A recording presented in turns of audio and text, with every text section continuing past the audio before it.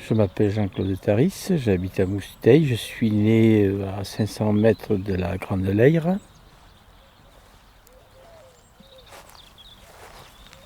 La Grande Leyre, c'est toute mon enfance, ce sont mes premières expériences de la vie, c'est là que j'ai appris à braconner les anguilles avec les nasses avec mon vieux voisin Fernand. J'ai appris à pêcher avec un bambou et un bouchon fait avec un vrai bouchon. C'est là que j'ai fait mes premières plongées involontaires.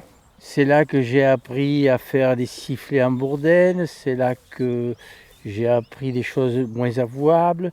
C'est là qu'il y a plein d'expériences, quoi. Le fait que la Grande Leyre soit labellisée, c'est très bien parce qu'elle le mérite. Et je voudrais que ça serve à quelque chose. C'est-à-dire qu'on continue à faire attention à la faune, à la flore et à la propreté de cette rivière.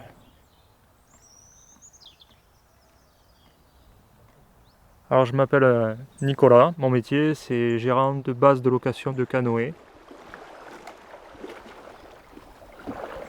L'histoire avec cette rivière, elle a commencé, j'avais à peu près 4 mois dans le ventre de ma mère, que j'étais déjà en canoë sur cette rivière.